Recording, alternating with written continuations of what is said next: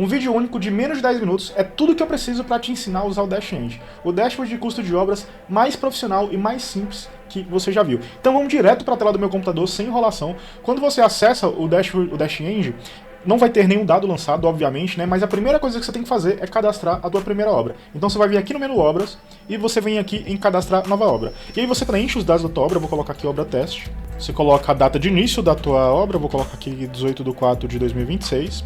O prazo, vou colocar 120 dias, o término ele é calculado automaticamente. Responsável não é uma informação obrigatória, mas eu vou colocar aqui onde Clodoaldo. O valor da obra eu vou colocar aqui 350 mil e prontinho. Dou aqui OK e ele já cadastrou a nossa obra. Quando você cadastra a obra, você pode clicar em cima da obra, você já vai acessar direto a página do dashboard da obra, ou você pode vir aqui em Dashboard e selecionar a obra que você acabou de cadastrar, tá? Então, para você deve estar aparecendo assim, tudo em branco, e tudo que a gente vai fazer vai ser aqui na página Dashboard. Então em Dashboard eu tenho acesso aos relatórios, já vou explicar um pouco mais sobre os relatórios para vocês, e eu tenho aqui a aba Lançamentos, onde eu lanço os custos da minha obra, e isso os custos reais, enquanto eu estou executando, tudo que eu vou gastando eu lanço aqui, e o planejamento de custo é onde eu vou planejar os custos da minha obra, tá? Então eu vou lançar aqui, por exemplo, o meu planejamento, que é o meu orçamento, né, da obra. Então eu venho aqui em novo custo planejado, eu insiro uma descrição para ele, como por exemplo telha metálica. O tipo de custo, ele na verdade é o tipo com que você gasta na obra. Então você pode gastar com material, com mão de obra, com equipamento. Você pode personalizar tudo isso daqui, tá? Pode tanto editar os existentes como inserir novos. Eu vou colocar aqui, por exemplo, na minha telha metálica, vai ser um gasto com material.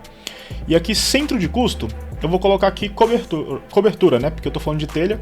O centro de custo, ele é resumidamente as etapas da tua obra. Mais uma vez, você pode tanto adicionar novos, como também editar os existentes. Eu vou deixar aqui em cobertura e o valor, vou colocar aqui um valor de 20 mil reais. E pronto, lancei o meu primeiro custo. Então você vai lançar aqui todos os teus custos que você prevê de maneira geral, né, para a tua obra, tanto com material, mão de obra, material, equipamento, isso tudo separado por tipo de custo e por centro de custo, todos os valores. Depois que você tem tudo isso daqui, você vai começar a obra e aí você vai aqui para a aba lançamento, onde você vai lançar todos os custos que você vai tendo durante a obra, né? Para lançar um novo custo, eu vou aqui em lançar novo custo. Os dados que é necessário é a data, né? Data é a data da emissão da nota fiscal ou a data da compra, né? Nota fiscal não é um campo obrigatório. Descrição, eu vou colocar aqui telha metálica também, por exemplo, é o que eu acabei de gastar. Fornecedor, você pode cadastrar novos fornecedores. Eu vou cadastrar aqui um fornecedor de telhas. Você coloca no caso o nome do fornecedor, né? E vou deixar aqui. Lá em vencimento eu vou deixar hoje também. Tipo de custo eu vou deixar material, mais uma vez. E centro de custo eu vou deixar cobertura. Vamos supor que na hora da obra eu não gastei 20, eu gastei 22 mil reais. E prontinho. Você vai lançar todos os teus custos, todo o planejamento. Vou colocar aqui uma obra que já tem mais custos lançados, por exemplo, essa casa de alto padrão.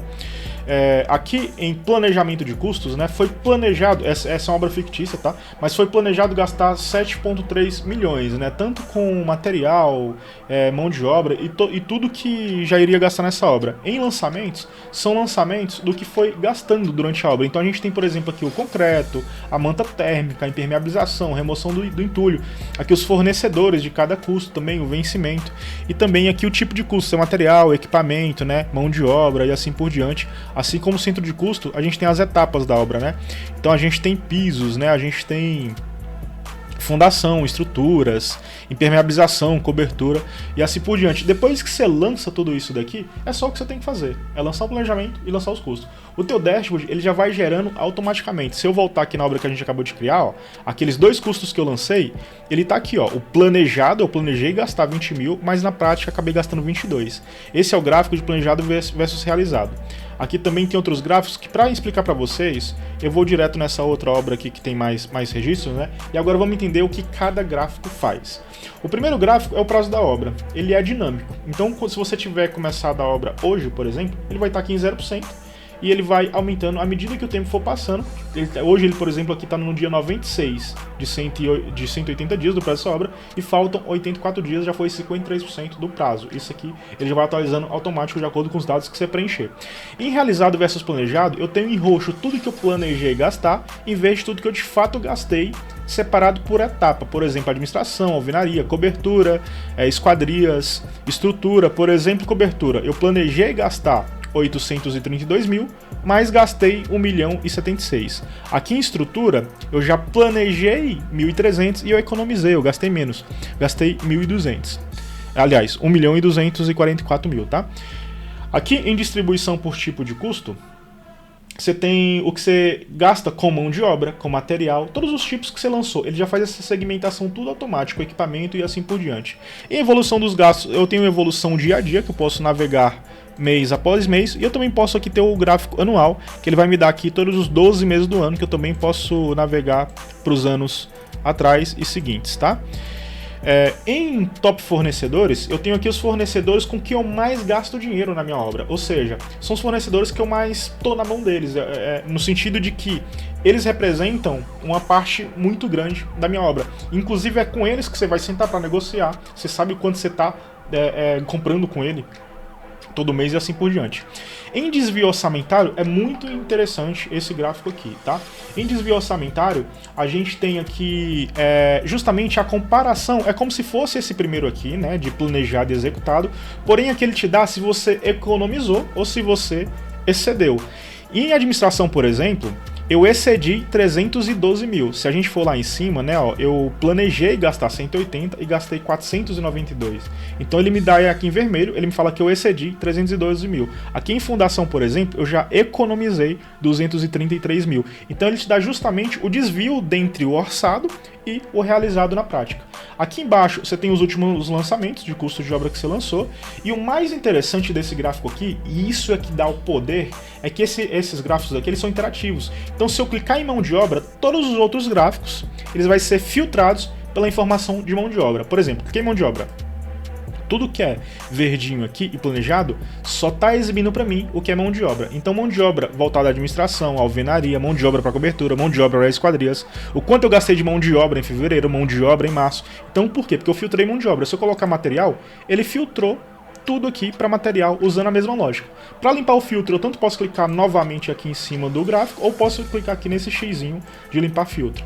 E todos os gráficos são assim. Se eu clicar, por exemplo, em estrutura, ele só vai trazer dados agora de estrutura. Em estrutura eu gastei X de mão de obra, de estrutura, X de material, de estrutura, X de equipamento, aqui 77 mil de equipamentos para estrutura, e assim por diante.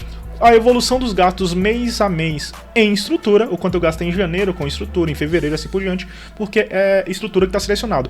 Eu posso selecionar múltiplos seleções segurando a tecla Ctrl, e eu posso limpar todas as seleções. E esses outros aqui, eles também seguem a mesma lógica. Se eu colocar aqui, por exemplo, só o fornecedor blocos e tijolos, eu tenho aqui o quanto eu gastei com o fornecedor de blocos e tijolos em fevereiro, em março, em abril, todos os dados filtrados pelo gráfico que eu cliquei, que é de blocos e tijolos. E aqui está o poder. Além disso, você pode gerar relatórios tanto em PDF, no caso do Dashboard, como no caso de lançamento e planejamento de custos. Você pode exportar tanto o Excel como o PDF, a depender do plano que você está.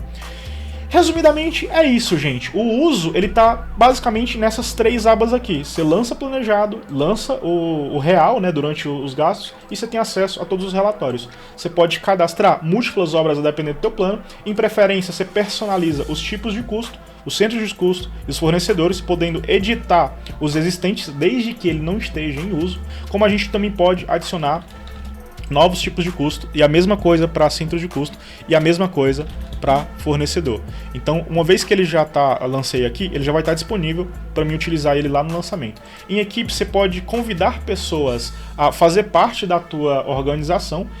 Quando você clica em cadastrar, você digita o nome dela, o e-mail, e ela recebe um link com o convite. É só ela clicar, aceitar, e ela já vai fazer parte da tua equipe. Ela pode fazer parte como admin ou colaborador. Eu te aconselho que você sempre coloque colaborador, porque admin ele vai ter acesso à tua assinatura e tudo que você pode fazer de pagamento aqui ou não.